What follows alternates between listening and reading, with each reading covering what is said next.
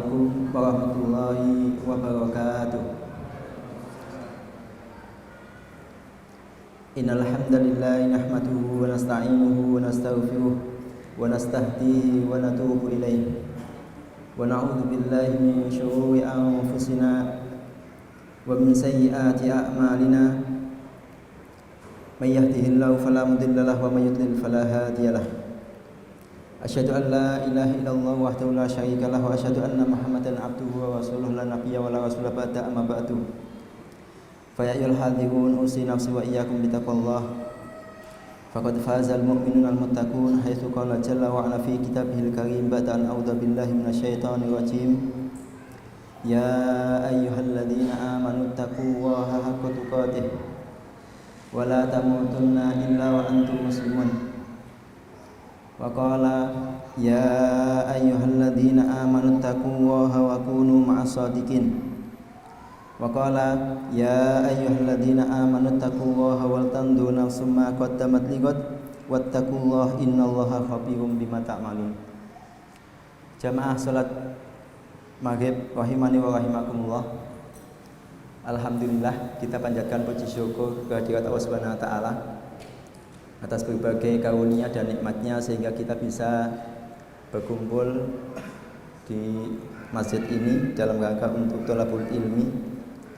Mudah-mudahan Allah Subhanahu wa taala menurunkan sakinahnya kepada hati-hati kita. Allah Subhanahu wa taala melimpahkan rahmatnya dan Allah Subhanahu wa taala membangga-banggakan kita di hadapan para malaikatnya. Kita bersyukur kepada Allah Subhanahu wa taala atas seluruh nikmatnya, termasuk yang paling utama adalah nikmat iman, yang dengan nikmat tersebut kita bisa berkumpul di majelis ilmu ini.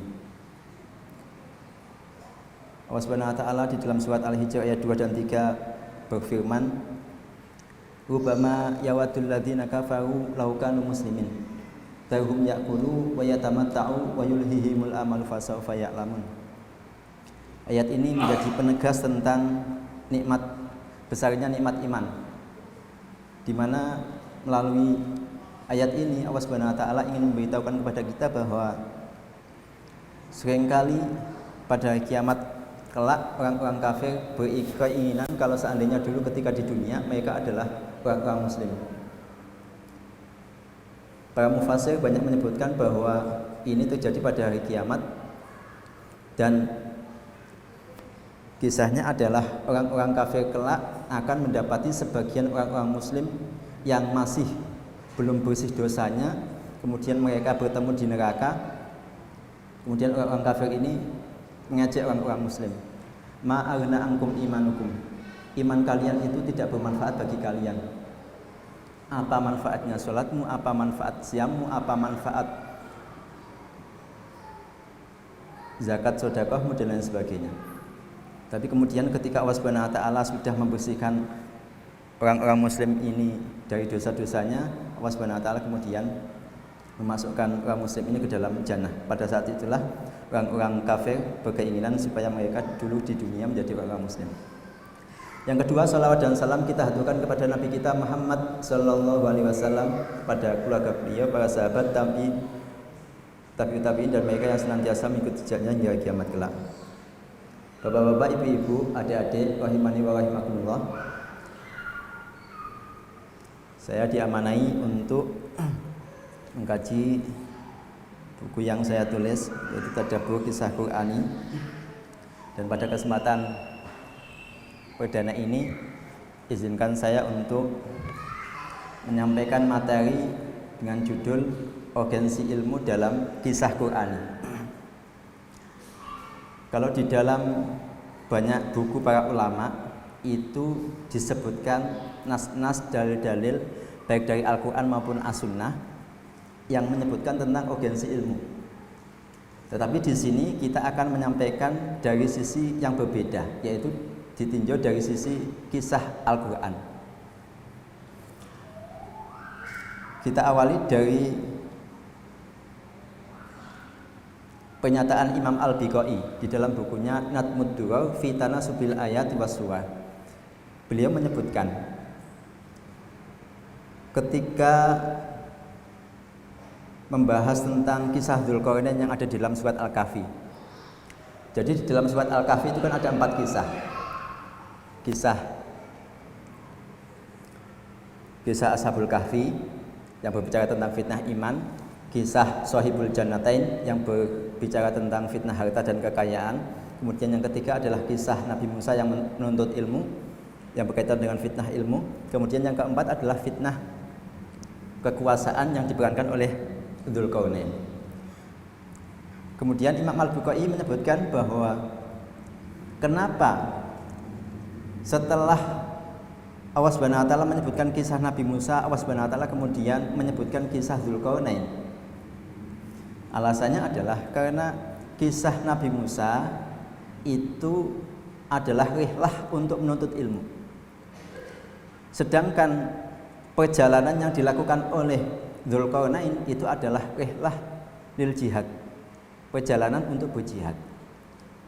Maka di sini Imam Al-Bukhari kemudian menyebutkan bahwa kisah didahulukannya Nabi Musa yang belajar kepada Khadir dan daripada kisah Dzulqarnain itu menunjukkan tentang urgensi ilmu.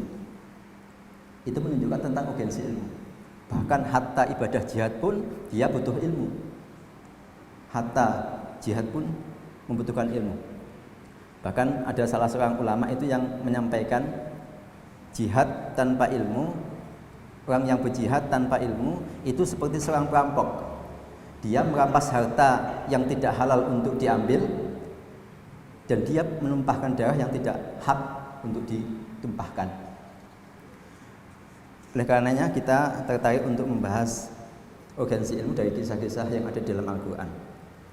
Setidaknya ada 3 kisah yang akan kita sampaikan. Yang pertama adalah kisah Nabi Musa, kemudian yang kedua adalah kisah Nabi Sulaiman dan peradabannya, kemudian yang ketiga adalah kisah Saharatu Fir'aun, tukang sihir Fir'aun. Bapak-bapak, ibu-ibu, rahimani wa rahimakumullah. Kisah yang pertama adalah kisah Nabi Musa. Allah Subhanahu wa taala mengabadikan di dalam surat Al-Kahfi ayat 60 sampai 82. Ini sudah jelas.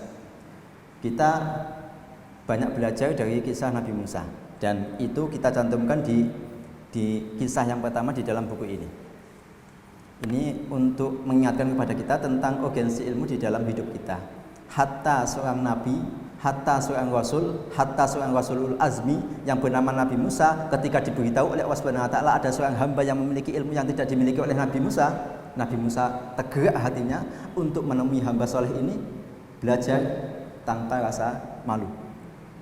Kita belajar kesabaran dari beliau, kita belajar ketawaduan dari beliau, kita belajar kerendahan hati untuk menerima ilmu yang baru yang tidak dimiliki oleh Nabi Musa. Kita tidak akan berbicara panjang lebar tentang kisah Nabi Musa karena bisa antum baca di buku ini. Kemudian kisah yang kedua adalah kisah Nabi Sulaiman. Kisah Nabi Sulaiman alaihi salam ini itu bisa kita baca di dalam surat An-Naml.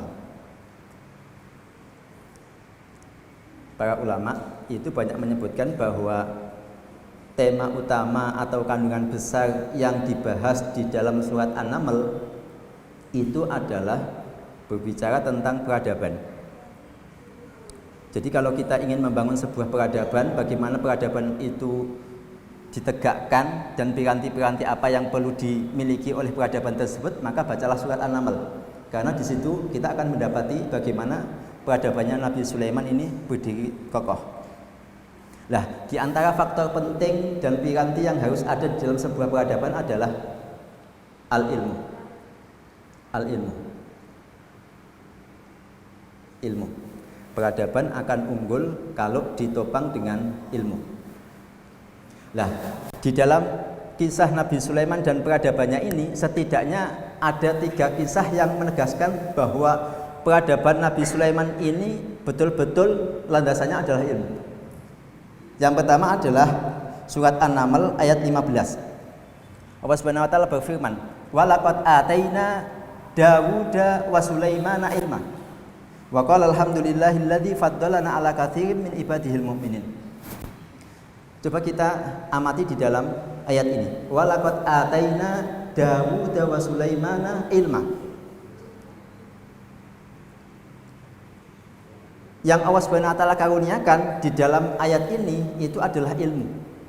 Padahal kita tahu sendiri bahwa Nabi Sulaiman dan Nabi Daud dan Nabi Sulaiman itu tidak hanya dikaruniai ilmu, tetapi juga dikaruniai nubuwah, dan juga dikaruniai kerajaan yang besar. Kerajaan yang besar. Nabi Sulaiman punya banyak pasukan, Nabi Sulaiman punya istana. Kalau kita baca tafsir Al-Qurtubi itu disebutkan bahwa Nabi Sulaiman itu punya istana 1000 tingkat, yang paling atas dari kaca, yang paling bawah dari besi. Sampai-sampai seorang petani itu takjub kepada kerajaan besarnya Nabi Sulaiman, dan dia mengatakan walaqad utiya alu Dawuda mulkan azimah. Nabi Sulaiman itu diberi kerajaan yang begitu besar. Ketika Nabi Sulaiman sedang naik angin, kemudian Nabi Sulaiman mendengarkan perkataan si petani ini. Perkataan ini kemudian diangkat ke telinganya Nabi Sulaiman, dan Nabi Sulaiman mendengarkan. Setelah itu beliau turun dan mendatangi si petani, kemudian memberikan nasihat, kamu jangan berangan-angan terhadap apa yang tidak kamu mampu. Kemudian beliau memberikan pesan yang sangat luar biasa, la tasbihatun wahidatun yaqbaluhallahu azza wa jalla khairum mimma utiya ali Daud. Sungguh satu tasbih yang diterima oleh Allah Subhanahu wa taala itu lebih baik daripada kerajaan yang diberikan kepada keluarga Daud. Jadi di sini di dalam ayat surat An-Naml ayat 15 Allah Subhanahu wa taala menyebutkan ilmu. Padahal karunia dan anugerah yang diberikan oleh Allah Subhanahu wa taala kepada keluarga Nabi Daud dan Nabi Sulaiman itu tidak hanya ilmu. Tapi mereka berdua adalah seorang nabi, mereka berdua adalah seorang raja. Ada pernyataan menarik yang disebutkan oleh Syekh Asy-Sya'rawi di dalam bukunya Tafsir Asy-Sya'rawi. Beliau menyebutkan bahwa seseorang itu bisa hidup tanpa menjadi seorang nabi dan bisa hidup tanpa menjadi seorang raja. Tetapi dia tidak bisa hidup tanpa ilmu. Dia tidak bisa hidup tanpa ilmu. Orang yang hidup tanpa ilmu itu seperti mayat yang berjalan. Maka para ulama itu banyak menyebutkan, diantaranya Abdullah bin Mubarak, wal jahlu mautun li sahibihi qablal maut. Kejahilan itu adalah kematian bagi pemiliknya sebelum dia mati yang sesungguhnya. Termasuk kita tidak jadi nabi, tidak jadi raja, tetapi bisa hidup. Dan Imam Ahmad menasihatkan bahwa hajat kita terhadap ilmu itu melebihi hajat kita terhadap makan dan minum.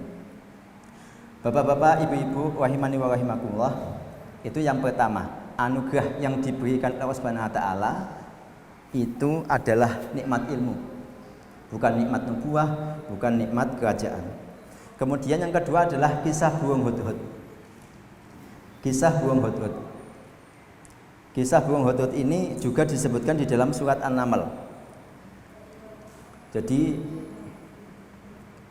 Nabi Sulaiman punya banyak pasukan dari kalangan jin, dari kalangan manusia, dari kalangan burung, bahkan ada yang menyebutkan dari binatang buas. Seorang tabi'in yang bernama Muhammad bin Ka'ab Al-Quradi itu bahkan menyebutkan karena ma'askaru Sulaiman mi'ata farsah. Pasukannya Nabi Sulaiman itu sejauh jarak 100 farsah. Berapa satu farsah itu? Kalau kita buka Kamus Al-Munawwir, satu farsah itu sama dengan 8 kilo. 100 farsah itu berarti 800 kilo. Ini dari Solo kemana ini Pak, Bu? 800 farsah. Ini jumlah pasukannya Nabi Sulaiman, berderet memanjang dari Solo entah sampai mana, 800 kilo. Ini pasukannya saja. Dan di antara pasukan tadi adalah burung hudhud. Burung hudhud. Sudah tahu gambar dan bentuknya burung hudhud ya Pak, Bu? Coba nanti di searching ya di internet ya, burung hudhud itu seperti apa? Bentuknya seperti burung kutilang, ada jambulnya gitu, kecil. Tetapi ketidakhadiran hudhud di tengah pasukannya Nabi Sulaiman itu diketahui oleh Nabi Sulaiman. Kita bisa bayangkan 800 kilo pasukan semuanya, Nabi Sulaiman melakukan pemeriksaan dan tahu bahwa Hudhud itu tidak datang, Nabi Sulaiman ini kemudian mengancam, malila aral hudhuda amkana minal ghaibin la u'adzibannahu adzaban syadida aw la atbahannahu aw la ya'tiyani bisultanin mubin. Nabi Sulaiman kemudian marah besar. Hudhud kok tidak sampai datang di barisan pasukan ini kemana? Nabi Sulaiman marah besar, mengancam burung Hudhud akan menyiksa dengan siksaan yang pedih. Siksaan yang pedih itu bentuknya seperti apa? Para mufassir ada yang menyebutkan bahwa bulu-bulunya ini dicabutin, Pak, sehingga tidak bisa, kalau dingin ya kedinginan, kalau panas ya kepanasan. Lama-kelamaan dia akan mati. Atau dia dikumpulkan dengan musuhnya. Musuhnya burung itu apa? Ya mungkin bisa ayam, bisa hewan yang lainnya. Jadi Nabi Sulaiman ketika tahu bahwa burung Hudhud ini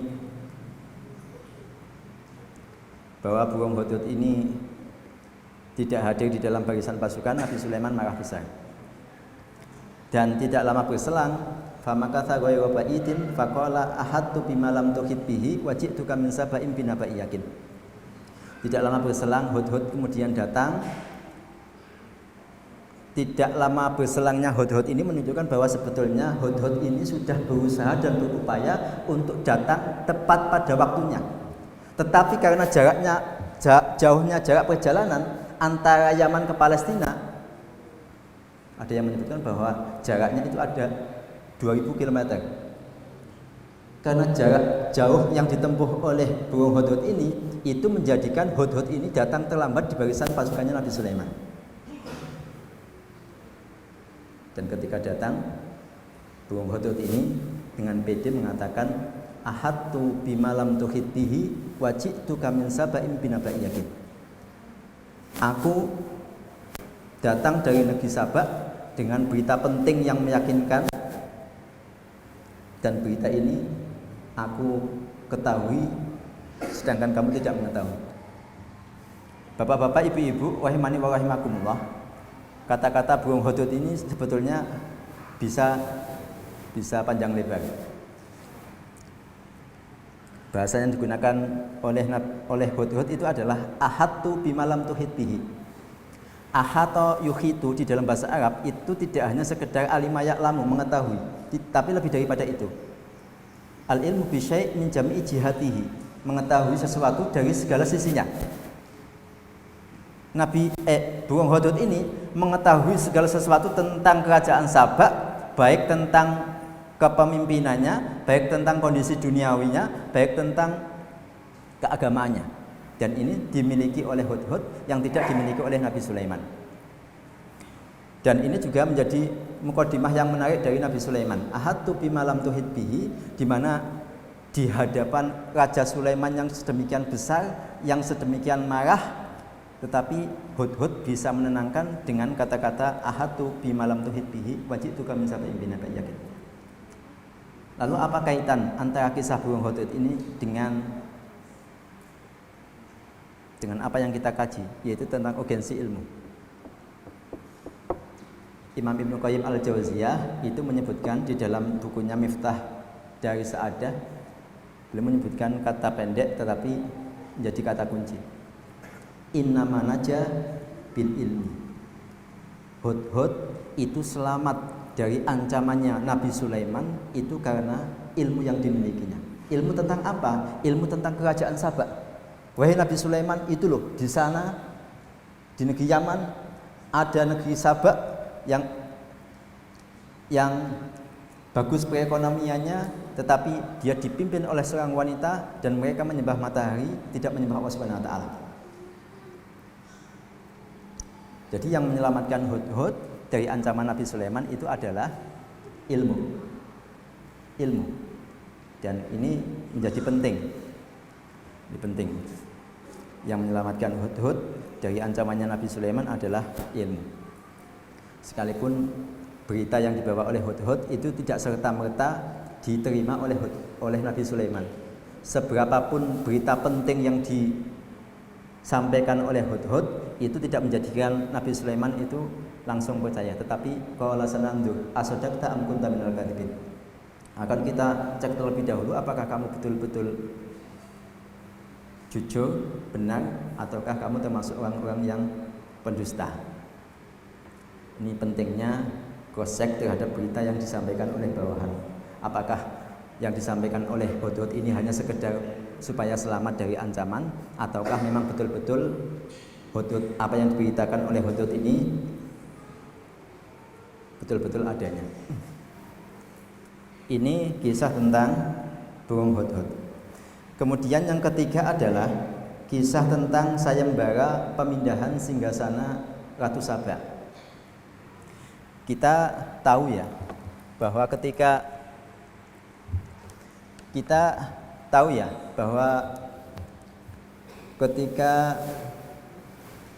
Nabi Sulaiman itu diberi hadiah oleh Ratu Bilqis dengan hadiah yang besar, Nabi Sulaiman kemudian menolak. Yang pemberian hadiah ini kemudian aslinya dimaksudkan oleh Ratu Saba untuk mengetahui apakah Sulaiman itu betul-betul seorang nabi ataukah hanya raja biasa. Kalau dia menerima hadiah tersebut berarti dia raja biasa, tetapi kalau tidak menerima itu berarti betul-betul seorang nabi. Lah, ketika tahu bahwa Ratu Bilqis ini memberikan hadiah seperti itu, kemudian Nabi Sulaiman mengumpulkan para menterinya, para bangsawannya, orang-orang pilihannya yang ada di dekat beliau dan mengadakan sayembara, ya ayyuhal malak ayyukum ya'tini bi arsyiha qabla an ya'tuni muslimin. Wahai orang-orang yang mulia di sisiku, para pemuka-pemuka yang ada di kerajaannya Nabi Sulaiman, ayyukum ya'tini bi arsyiha, siapa di antara kalian yang bisa mendatangkan arsy-nya singgasananya Bilqis sebelum mereka datang kepadaku dalam keadaan tertunduk. Kita tahu di dalam sayembara ini kemudian ada dua orang. Yang pertama adalah jin ifrit, kemudian yang kedua adalah qala alladzi indahu ilmu minal kitab, seseorang yang diberi ilmu dari Alkitab. Jin ifrit itu mengatakan qala ifritu minal jinni ana atika bihi qabla antakuma mimma qamit. Jin ifrit ini mengandalkan kekuatan fisiknya, dia angkat tangan menyampaikan bahwa dia bisa memindahkan singgasana Ratu Saba dari Yaman ke Palestina sebelum Nabi Sulaiman beranjak dari tempat duduknya. Jadi ada waktu di mana Nabi Sulaiman itu beranjak dari tempat duduknya dan jin ifrit ini mengaku mampu memindahkan singgasana Ratu Bilqis ini dari Yaman ke Palestina yang berjarak 2000 km tadi. Kemudian yang kedua adalah qala alladzi indahu ilmu minal kitab, orang yang diberi ilmu dari Alkitab, dia bisa memindahkan dalam jarak yang lebih cepat dalam waktu yang lebih cepat daripada jin ifrit. Qala alladzi indahu ilmu minal kitabi ana atika bihi qabla ayyartadda ilaika tawfuq. Aku bisa mendatangkan singgasana Ratu Saba sebelum mata Anda berkedip, wahai Nabi Sulaiman. Jadi di sini ada dua orang yang menjawab tawarannya Nabi Sulaiman tentang pemindahan singgasana Ratu Bilqis. Dan kita tahu bahwa qala alladzi indahu ilmu minal kitab ini akhirnya bisa memindahkan singgasana Ratu Bilqis, dan kita tidak tahu ilmu apa ini. Singgasana kok dipindahkan dalam jarak sekian ribu kilometer, kemudian bisa pindah. Ini ilmunya kemana ini? Hilang ya. Ini kalau ilmu sudah tinggi itu bisa jatuh. Lah, kisah pemindahan singgasana Ratu Bilqis ini juga menunjukkan tentang urgensi ilmu. Maka Syekh At-Thahir Ibnu Asyur itu menyebutkan bahwa yata'atta bil ilmi ma la yata'atta bil quwwati. Ada hal yang mudah diselesaikan dengan ilmu, yang tidak mudah diselesaikan dengan kekuatan fisik. Bapak-bapak, ibu-ibu tentunya banyak mengalami ya. Ada hal-hal yang mudah diselesaikan dengan ilmu, yang tidak bisa diselesaikan dengan kekuatan fisik. Contohnya apa, Pak? Misalkan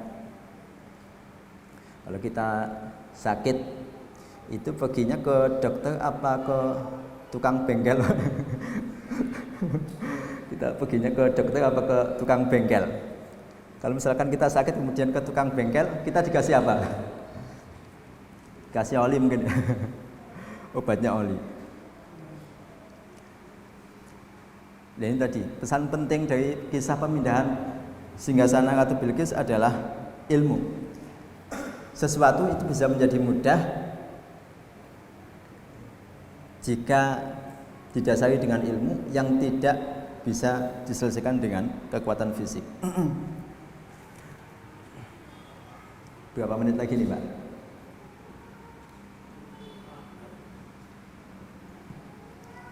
18:43. Kemudian kisah yang terakhir itu adalah kisah tentang keislaman tukang sihir Fir'aun. Yang ada di dalam benak kita itu kisah keislaman tukang sihir Fir'aun itu seperti apa, Pak?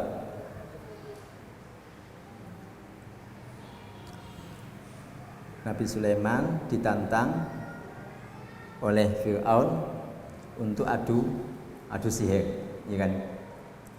Adu sihir. Kemudian ditentukan waktunya, Nabi Musa meminta, ini kepandaian Nabi Musa. Nabi Musa meminta supaya pertempuran itu diadakan pada waktu duha. Jadi ketika padang jinglang, ketika pagi hari, waktu duha.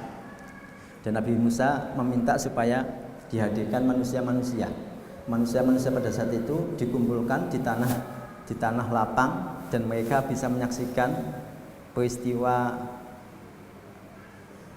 dalam tanda kutip sihir ini, dan mereka nanti bisa melihat mana yang menang, mana yang kalah, mana yang benar, mana yang salah. Singkat cerita, sebelum terjadi pertempuran ini, tukang sihir Fir'aun ini sempat meminta kepada Fir'aun, "A'inna lana la'ajran in kunna nahnul ghalibin." Apakah kami dapat upahnya kalau seandainya kami menang? Kemudian Fir'aun menjawab, "Iya. Bahkan kalian termasuk orang-orang yang menjadi orang terdekatku." Singkat cerita, kemudian pada waktu yang sudah ditentukan, tukang sihir Fir'aun ini datang semua. Kemudian Nabi Musa yang menjadi lawannya. Terjadi dialog antara tukang sihir Fir'aun dengan Nabi Musa. Mereka mengatakan, siapa yang lebih dahulu melemparkan tongkatnya, kami terlebih dahulu ataukah kamu, wahai Musa? Kemudian Nabi Musa mempersilahkan mereka untuk melemparkan tongkat-tongkat mereka. Hingga pada akhirnya tukang sihir Fir'aun ini melemparkan tongkat-tongkatnya, berwujud menjadi ular yang bisa bergerak cepat. Nabi Musa dicekam merasa takut, dan Allah Subhanahu wa taala menguatkan hati Nabi Musa, "Jangan takut, kamu yang akan menang." Kemudian Allah Subhanahu wa taala memerintahkan Nabi Musa untuk melemparkan tongkatnya. Nabi Musa diperintahkan untuk melemparkan tongkatnya, dan tongkat tersebut berubah menjadi ular besar, dan ular besar ini kemudian memakan tongkat-tongkat kecil tukang sihir Fir'aun. Melihat adegan itu, kesadaran terdalam tukang sihir Fir'aun ini tersentak. Fa'ul qiyas saharatu sujada. Mereka seketika langsung menyungkur, bersujud, dan mengatakan qalu amanna bi rabbi Harun wa Musa. kami beriman kepada Rabbnya Harun dan Musa. Bapak-bapak, ibu-ibu rahimani wa rahimakumullah, kalau kita membaca tentang kesudahan dari ikrarnya tukang sihir Fir'aun ini kan, Fir'aun ini kemudian marah besar. Apakah kamu akan beriman kepada Rabbnya Musa? Apakah kamu beriman sebelum aku beri izin? La uqatti'anna aydiyakum wa arjulakum min khilaf wa la usallibannakum fi judu'in nakhli wa la ta'lamunna ayyuna asyaddu adzaban wa abqa. Ancamannya Fir'aun kepada tukang sihir Fir'aun adalah, akan aku potong tangan dan kaki kalian secara terbalik dan aku akan salib kalian di pangkal pohon kurma, dan kalian akan tahu siapa yang lebih kekal siksanya. Dan kita tahu keteguhannya tukang sihir Fir'aun ini, mereka tetap teguh di dalam imannya sekalipun diancam oleh Fir'aun seperti itu. Kalau kita bertanya apakah ancaman Fir'aun ini itu terlaksana di dalam nas Al-Quran, kita tidak mendapati. Tetapi menurut banyak ulama, diantaranya sahabat Ibnu Abbas, itu menyebutkan bahwa ancaman Fir'aun ini bisa saja terbukti karena Fir'aun memiliki kekuasaan dan kekuatan untuk melakukan hal itu. Fir'aun punya pasukan untuk memotong kaki dan tangan tukang sihirnya ini dengan secara terbalik dan menyalib mereka di pangkal pohon kurma. Pangkal pohon kurma. Kalau kita membaca ayat Jid'un Nahlah, kita nanti bisa teringat dengan kisahnya Maryam. Kisahnya Maryam ketika hamil tua, kemudian beliau kesakitan ketika hendak melahirkan, beliau kan bersandar ke pangkal pohon kurma. Fa'aja'ahal makhot ila jid'in nahlati qalat ya laitani mitu qabla hadza wa kuntu nasiyan mansiya. Karena rasa sakitnya ketika hendak melahirkan, beliau bersandar di pangkal pohon kurma. Jid'un nahlah, pangkal pohon kurma, bukan sajaratun nahlah, bukan pohon kurma. Jadi jid'un nahlah ini sebetulnya pohon yang sudah mati. Kita mungkin pernah lihat kelapa ya Pak. Kelapa sudah tidak ada daun-daunnya, terpotong bagian atasnya. Nah itu Jid'un Nahlah itu seperti itu. Jadi hanya sekedar batangnya saja, bukan pohon.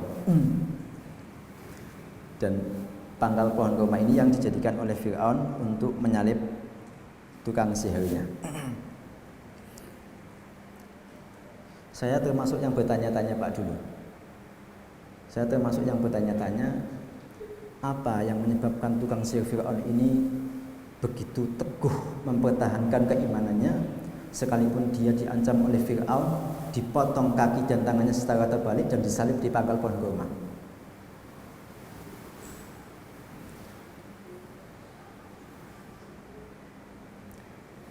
Hingga suatu ketika saya mendapatkan jawabannya di dalam bukunya Imam Al-Baqillani, salah satu tokoh Asy'ariyah. Saya tidak hafal teksnya, tetapi di situ beliau menyebutkan tentang ilmu. Hingga kemudian saya ketika mencari penjelasan para ulama tentang kisah keislaman tukang sihir Fir'aun ini, kemudian saya mendapati kata-kata menarik yang disebutkan oleh Imam An-Nasafi. Imam An-Nasafi di dalam kitabnya Madarikut Tanzil wa Haqaiqut Ta'wil. Madarikut Tanzil wa Haqaiqut Ta'wil. Saya tulis di sini karena ini kata-kata penting. Dan ini bisa jadi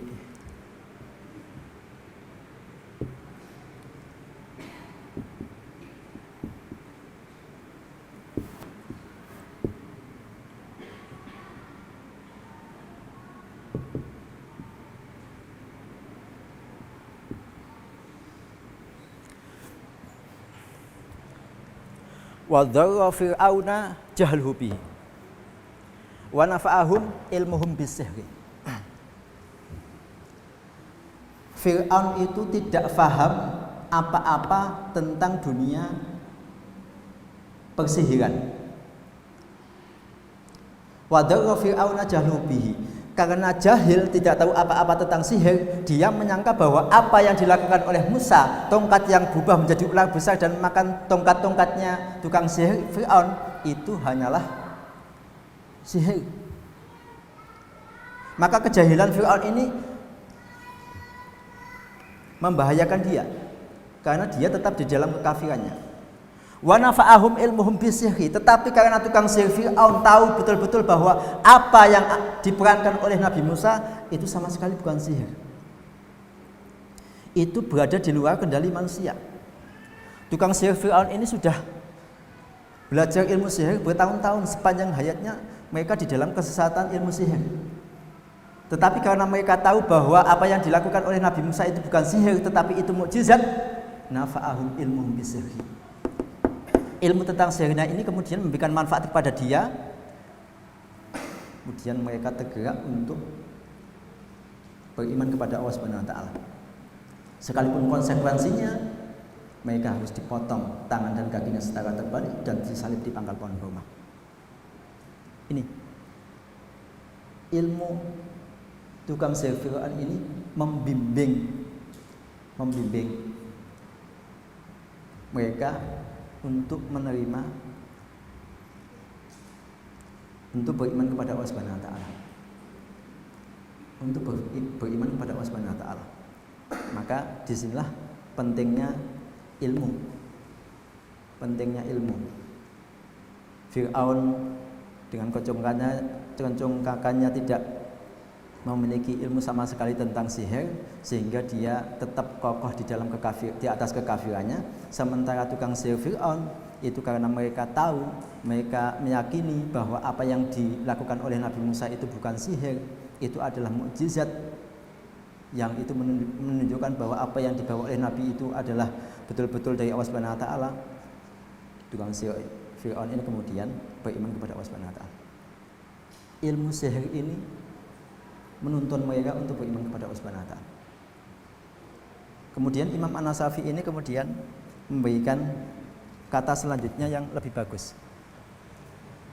Fa kaifa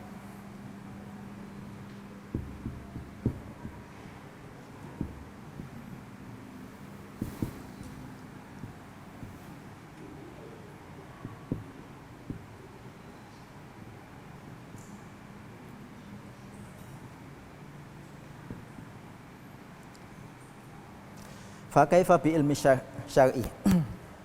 Fa kaifa bi ilmi syar'i. Kalau seandainya ilmu sihir saja itu bisa membimbing, bisa menuntun pemiliknya untuk beriman kepada Allah Subhanahu wa taala, lalu bagaimana dengan ilmu syar'i? Tentunya lebih bisa membimbing kita lagi untuk mendekat kepada Allah Subhanahu wa taala. Ini menunjukkan tentang urgensi ilmu. Yang menjadikan tukang sihir Fir'aun itu beriman kepada Allah Subhanahu wa taala itu adalah mereka memiliki ilmu tentang sihir. Bapak-bapak, ibu-ibu rahimani wa rahimakumullah,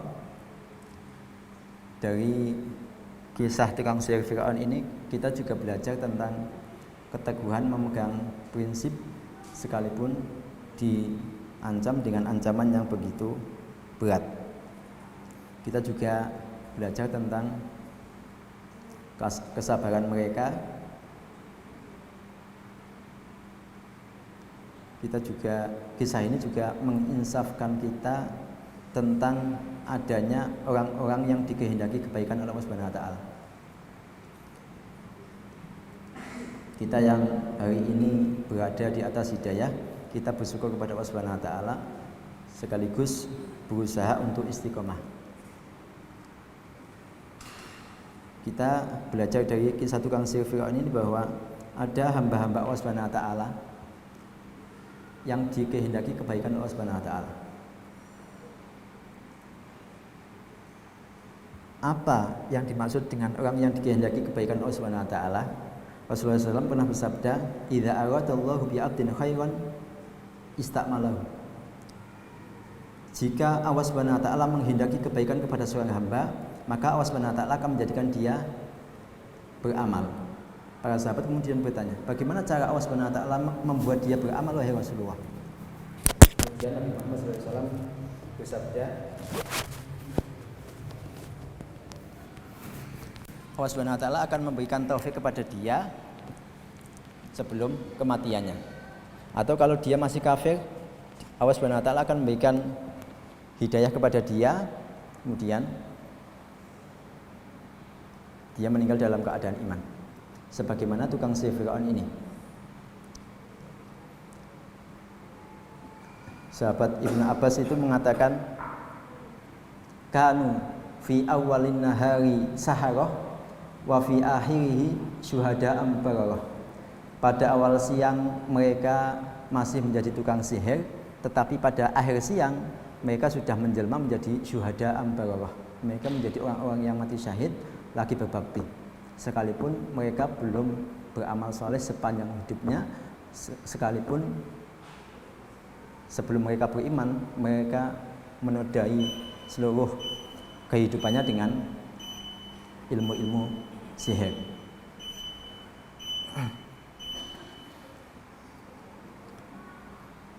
Maka kita jangan sampai menghakimi orang-orang yang saat ini diuji oleh Allah Subhanahu wa taala dengan maksiat dan dosa, karena bisa jadi Allah Subhanahu wa taala memberikan taufik dan hidayah kepada dia sebelum kematiannya, dan Allah Subhanahu wa taala menghendaki kebaikan bagi dirinya. Mungkin hanya ini yang bisa kami sampaikan, mudah-mudahan bermanfaat.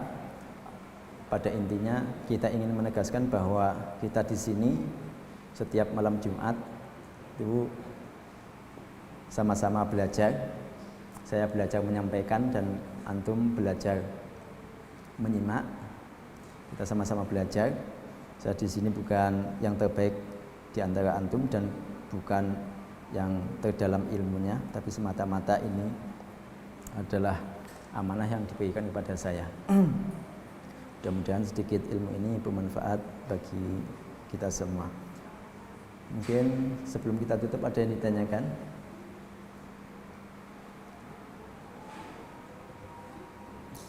Ya. Kita hanya memesankan jangan sampai bosan ya untuk menghadiri majelis-majelis ilmu. Karena bisa jadi kita tersentuh dari sebagian apa yang disampaikan oleh pemateri. Ya, nahtatim bidoa kafatul majlis. Subhanakallahumma wa bihamdika asyhadu an la ilaha illa anta astaghfiruka wa atubu ilaik. Sekian, assalamualaikum warahmatullahi wabarakatuh.